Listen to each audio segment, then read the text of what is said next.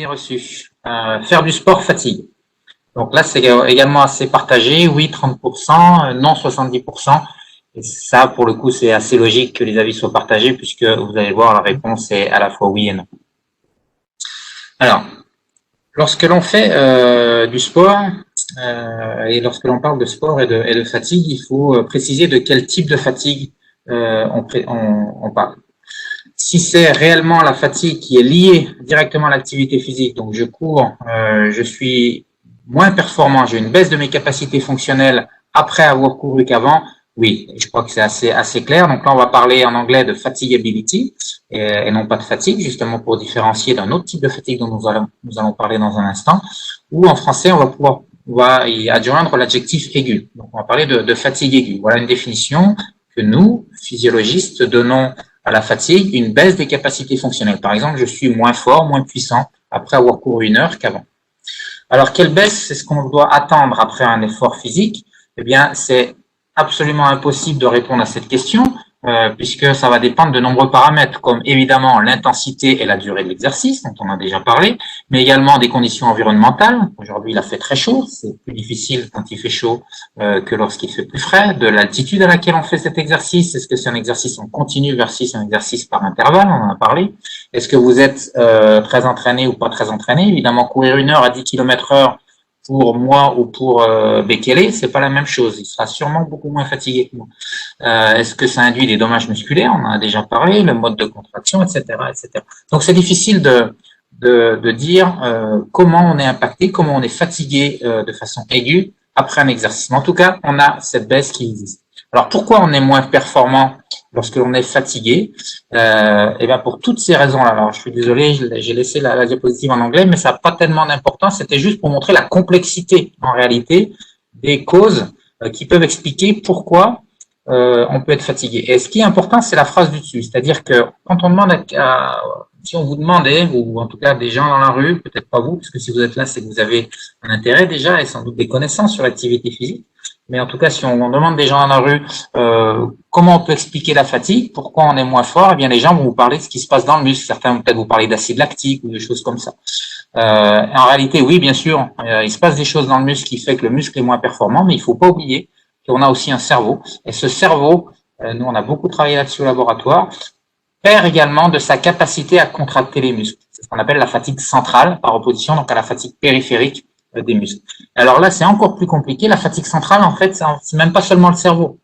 C'est-à-dire qu'il y a beaucoup de choses qui peuvent se passer dans le cerveau, mais aussi dans la moelle épinière, et puis des afférences, enfin des récepteurs de la périphérie dont j'ai parlé tout à l'heure. Vous vous rappelez, je vous ai parlé des afférences de type 3 et 4 qui pouvaient expliquer la douleur lorsqu'on pédalait trop fort en vélo. Eh bien, toutes ces choses-là, ça fait partie de la fatigue centrale et ce qui va nous freiner et quelque part, comme on l'a dit tout à l'heure, nous préserver aussi, nous empêcher d'aller trop loin. Donc la fatigue, c'est aussi quelque chose qui doit être vu comme positif puisque ça nous empêche de nous mettre en danger. C'est la fameuse la prévention que joue le cerveau ou disons le système nerveux dans son ensemble. Alors ça, c'est pour la fatigue aiguë, la fatigue du sportif. Mais dans le langage courant, bien sûr, il y a une autre définition au terme fatigue, pardon. C'est cette sensation de manque d'énergie, d'épuisement qui peut perdurer même si on se repose, même si on dort. Eh bien, certaines personnes ont ce qu'on appelle de la fatigue en anglais et en français, on dirait plutôt de la fatigue chronique. Donc, vous voyez qu'en français, on va utiliser le même terme fatigue et en anglais, pour justement différencier ces deux aspects assez différents, ils vont utiliser fatigabilité pour la fatigue du sportif et fatigue pour la fatigue des patients ou des personnes âgées qui n'arrivent pas à récupérer de cette sensation. Donc, la différence, c'est que dans un cas, on peut l'objectiver, dans l'autre, c'est vraiment une sensation de fatigue qui est chronique, je l'ai dit, et qui vraiment impacte la vie quotidienne, les relations sociales, le retour au travail, etc. Et ça, c'est quelque chose qui est absolument fondamental. Par exemple, dans le cancer, vous avez 80 ou 90% des personnes qui sont traitées par radiothérapie ou chimiothérapie qui se disent fatiguées, qui sont fatiguées d'un point de vue clinique. Et plus grave encore, il y a plus d'un tiers de ces personnes qui restent fatiguées des mois, voire des années après la fin du traitement. Et donc, qu'est-ce qu'on peut faire pour améliorer les choses? Eh bien, il n'y a pas énormément de solutions. Et une des solutions qui fonctionne bien, c'est justement de faire du sport. Et vous voyez pourquoi je disais qu'on pouvait répondre à la fois à l'affirmative, par l'affirmative et par la négative à cette question. Est-ce que faire du sport fatigue? Ben là, en l'occurrence, les études ont montré que lorsque l'on avait une activité physique pour les gens qui étaient fatigués d'un point de vue chronique, comme le montre cette diapositive, hein, ces images, ici c'est dans la fatigue liée au cancer, mais c'est vrai pour d'autres maladies chroniques. La fatigue, il faut le savoir, la fatigue chronique, c'est le symptôme majeur de nombreuses maladies chroniques. Et dans pratiquement systématiquement, pas toujours, il y a quelques exceptions, mais pratiquement systématiquement, l'exercice physique, l'activité physique est recommandée. Alors pourquoi ça fonctionne? Parce qu'on pourrait dire c'est contre-intuitif. Lorsque l'on est fatigué, la dernière chose dont on a envie, c'est de faire de l'activité physique. On a envie de se reposer. Donc pourquoi est-ce que l'activité physique est une bonne chose pour lutter contre la fatigue chronique? Eh bien, pour toutes ces raisons. C'est-à-dire que l'activité physique va permettre de diminuer l'inflammation, à condition de, bien sûr, de ne pas faire des marathons.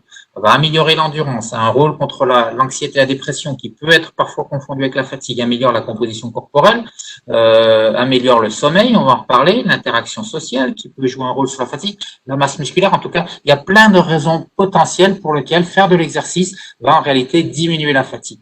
Et on va s'attarder juste sur une pour terminer, qui est notre amélioration de nos capacités physiques. Lorsque l'on fait du sport, bien sûr, on améliore ses capacités physiques. Là, vous avez en vert quelqu'un qui aurait une résistance à la fatigue aiguë normale. On a à faire un certain nombre de tâches dans l'exercice, dans la journée, et on se fatigue, on récupère, on se fatigue, on récupère, et lorsque l'on a une résistance à la fatigue aiguë normale, tout se passe bien. Lorsque l'on a une résistance à la fatigue aiguë qui est détériorée, eh bien que lorsqu'on va faire le même exercice, eh bien ça va nous fatiguer plus, on va mettre plus de temps à récupérer et donc enchaîner les tâches de la vie quotidienne va induire une accumulation de fatigue. Et en réalité, c'est pas comme ça que ça va se passer.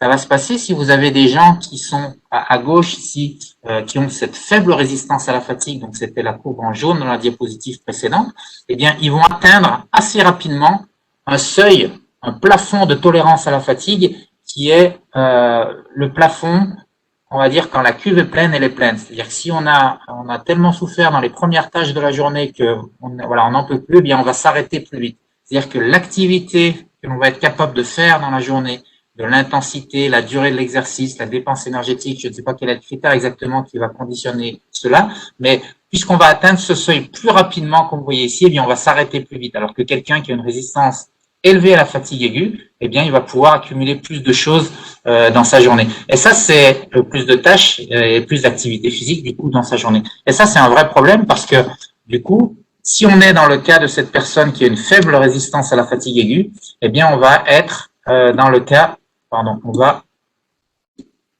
entrer dans ce qu'on appelle le cercle vicieux de la fatigue. C'est-à-dire que lorsqu'on va être fatigué, on va atteindre plus rapidement ce plafond et donc on va entrer dans ce qu'on appelle des comportements sédentaires qui vont renforcer le déconditionnement, la baisse de la masse musculaire, de l'endurance cardio-respiratoire. Donc ici, par exemple, c'était l'atrophie musculaire, donc la baisse de la masse musculaire, qui vont juste renforcer ce sentiment de fatigue. Et donc, il va falloir essayer de sortir de ce cercle vicieux de la fatigue, ce qui est assez compliqué, comme on l'a dit juste avant. Voilà. Donc, faire du sport fatigue, oui et non.